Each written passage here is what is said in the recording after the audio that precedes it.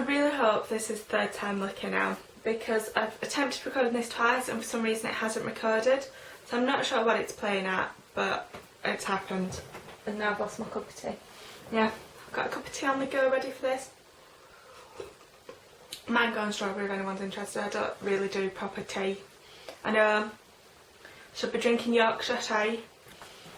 I'm not that much of a tea drinker. Anyway, I'll stop waffling. And I'm going to talk about these 3 books for the third bloody time. And I really hope it's recording. So the first book I have for you... No, you don't even know what video you're watching. You're watching my Easter wrap up.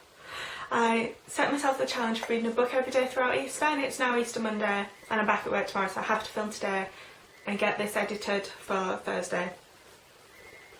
The first book I have is The Summer Season by Julia Williams. This is your standard bit of chick lit. So we've got 3 people. We've got Joel, who is a widower and has a son called Sam, who's 1 year old, and I've just spilt tea down me. That's burning, my fault, but it's okay, we'll get over it. Then we have Lauren, who has twin girls, who I believe are 4, and they've just started school. And Lauren is also the childminder for Sam, Joel's son. And then we have Kezzy, who is from London, and she moves to the little village in Surrey where Joel and Lauren live because her aunt lives there, but her aunt's on holiday she's planning on being away for a year. So I said to Kezzy, you know, my house is free if you ever want to come and stay in it. And Kezzy's just gone through a bad breakup, so she thinks, yes, it'll be great to get away. I'm going to go and stay in my aunt's house. Sorry, this hotness of the tea is annoying me. Oh, nice little puddle. Let's just swap my legs around. Right, sorted, back on track. So Kezzy's job in London was as a gardener, but she also did a spot of guerrilla gardening, which is where they sort of broke in and tidied up gardens and things like that. Mainly like public gardens and things, not people's actual gardens. But Kezzy breaks into Joel's garden. Now he's got quite a big house, which has got quite a big garden, and so she hasn't really realised that this garden belongs to this house. And she starts going about, she's only doing bits of weeding, nothing major going on. But he catches her at it and it's a bit of a shock. But we discover that Joel's great-grandfather, yeah, his great-grandfather, no, great-great-grandfather actually, so it's, no, it's great-grandfather, I'm getting confused because it's like, yeah, Edward was a gardener, that was his job. So he designed the garden as a gift for his wife. So they set about restoring it back to what Edward had done, and it's really interesting because Edward chose certain flowers for certain reasons and things like that. But also there's like bits of entries from his diary and from his wife Lily's diary and letters to each other, so that's really nice throughout. So it sort of gives that bit of history. And I love historical fiction, so it was quite nice to find that in a bit of chick lit. But it's really nice because Joel, Lauren and Kezzy throughout the book sort of fall in love, fall out of love, but at the end they sort of find true love, so I think that's just really nice. Boom, book 1 down. Book 2 is It Happened in Venice by Molly Hopkins. I read the first book, It Happened in Paris, a couple of years ago. And I think I bought this last summer, so it's been on my to be read shelf for about a year. So It Happened in Paris, Evie gets a job as a tour guide on the coaches, and she happens to fall in love with Rob, who owns one of the coach companies and was driving the coach that she ended up on. Basic synopsis. So in this book, Evie discovers something about Rob, which she's really pissed off about, and I would be too if I discovered it.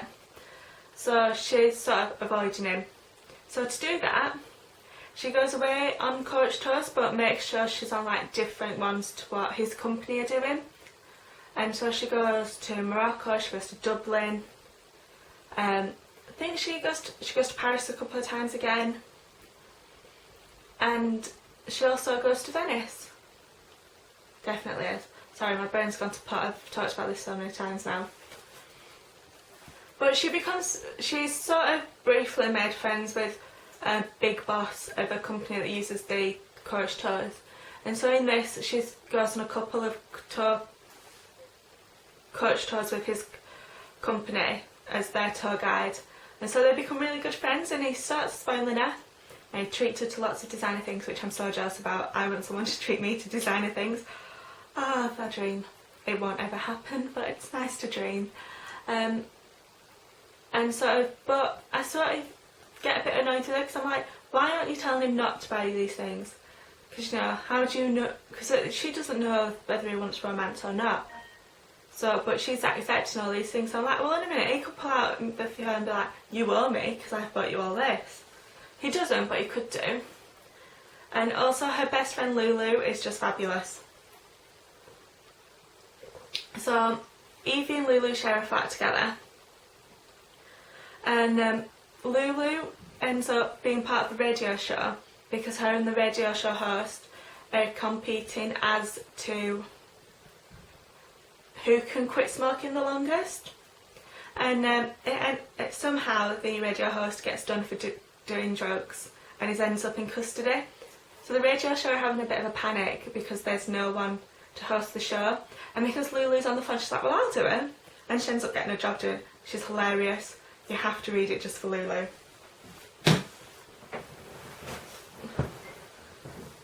Now the next book I have for you is her Fearful Symmetry by Audrey Niffenegger. I don't like this. I'm just going to be upfront honest with you and say I don't like it. I loved The Time Traveller's Wife, so I was really looking forward to reading this, and I've been meaning to pick it up for years. I've bought it as gifts for people without having ever read it. That makes me a bit of a bad person, doesn't it? But I spotted it in the charity shop, so I had to pick it up. It's about two twins, Julia and Valentina, and they live in America, but their aunt in London has left them a flat. They don't really know anything about this aunt, but she's passed away and they've got this flat. But with this flat come two rules. One, they can't live in it until they're 21. Two, their mum and dad can't step over the threshold of the flat. Yeah, that's sort of a bit of a biggie. But they're about 20 and a half when they find this out, and they decide that actually they'd like to go and live the life in London. They want to go and experience London, especially without their parents. So they go off to London, and this flat is there's three flats. They've got the middle flat. Below them is Robert, who is their aunt's lover. Then above them is Martin, whose wife leaves him at the beginning of the book, and I believe Martin has OCD. It doesn't ever say he has OCD, but the things he does are sort of what people associate with OCD. So I'm not going to say definitely has OCD, but from reading it, that's what the conclusion is you would draw. But their lives all get interlinked together, and their aunt's ghost is in the flat. So Valentina can sort of feel her, like she can feel the coldness when their aunt's in the room and things like that. But Julia is like, what are you on about, you're a nutter, which is fair enough. But they end up being able to communicate over like through a Ouija board and things like that.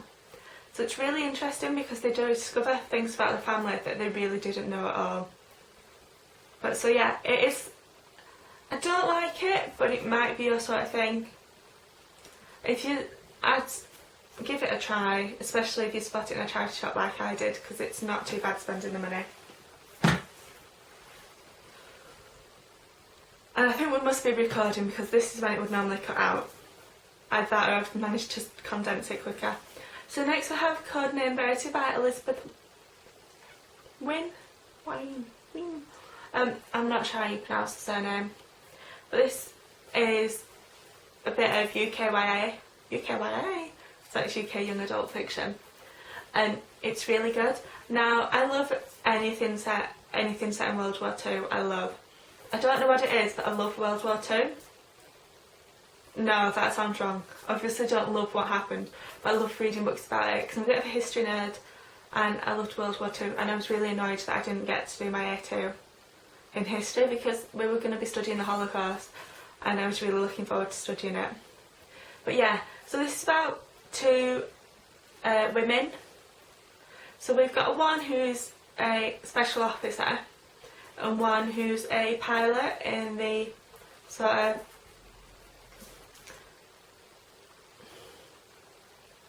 what are you called? It's like a citizens sort of army thing. It's not like run by the army, as far as I'm aware. They sort of just taxi things about, and sort of they fly broken planes to other places to get fixed, stuff like that. But so we've got Verity, who unfortunately when she lands in France very quickly gets arrested and is under and becomes a Nazi prisoner because she looks the wrong way. And apparently that stands to mile out. So she gets arrested, but her best friend Maddie has flown the plane across, and they got hit by, so the plane's been hit, so she has to land the plane. So she ends up in hiding, you know, trying to find a way to get back to England. But it's a really good story because half of it is through Verity's own. It's supposed to be a bit of a confession, sort of providing the Nazis with information that they need. And so you've read her story, and she tells them about meeting Maddie, things like that. And she does it from a third person's point of view. So she's writing it, but when she's writing herself, she's writing it as though it's another character. So it takes a few moments to pick out which one she is. So that's really interesting, I really enjoyed that. And then the second half of the book is Maddie's telling. So, you know, it's from her point of view from when the plane crashed and what she's got up to and what she's done. And it's really interesting because it's just really good. And I really enjoyed it and I can't wait to read it again. But I've also ordered the second book, which is Rose Under Fire. And that's about someone that ends up in a Nazi prisoner of war camp. So I'm really looking forward to reading that when it arrives. But yes, definitely recommend this. Definitely pick it up. It's amazing. And I don't want to say too much more about what happens because obviously I don't want to give anything away. But it's really good. Just read it. It's so good.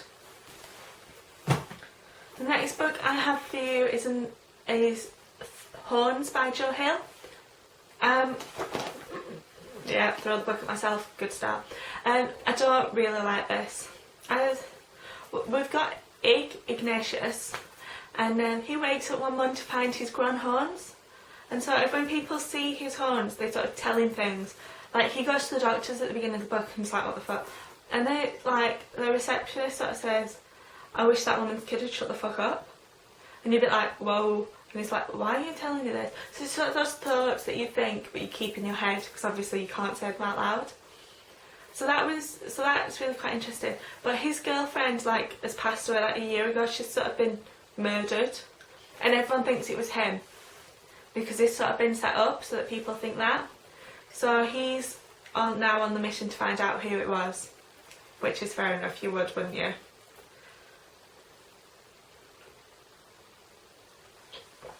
And he also discovers that if he touches people, he can sort of read their past thoughts and things.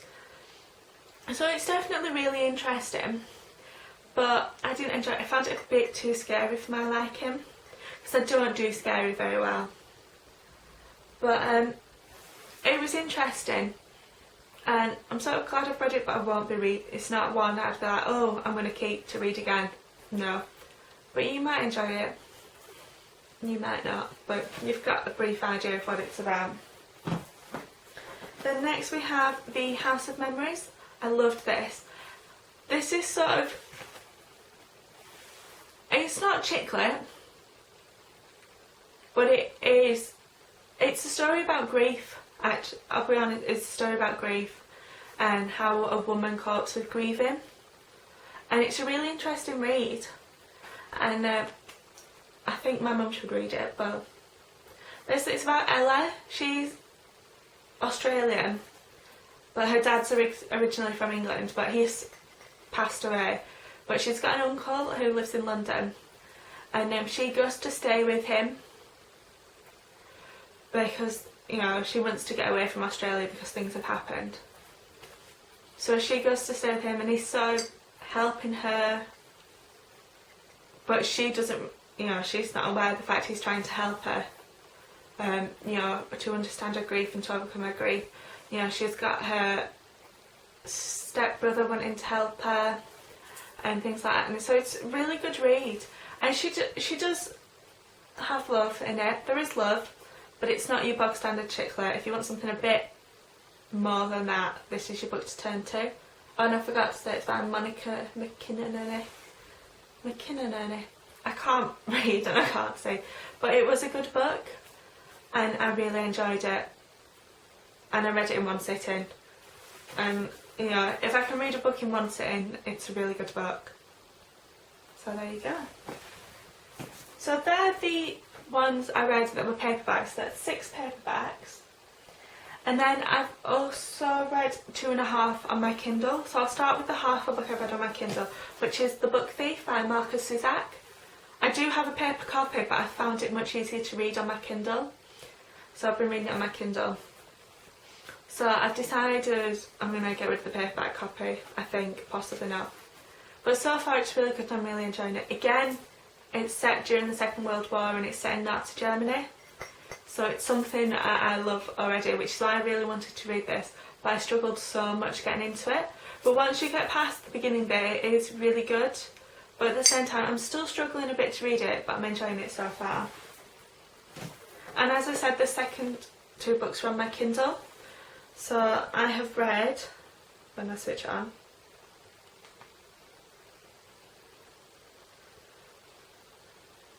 so I have read Witches Bureau of Investigation, which was a really quick read. And it's about twins, Nathan and Herman. And their mum has gone missing. She's been missing 6 months. And however, they end up meeting this woman who happens to be a witch. And she gives them, they're kind and helpful to her. And she gives them their card and she's like, you know, if I can ever help you. And so if they're at home discussing it, they think, well, maybe she can help us find our mum. So they set another, so they go and see her. And she's like, well, I might be able to, but we need to go and see this person.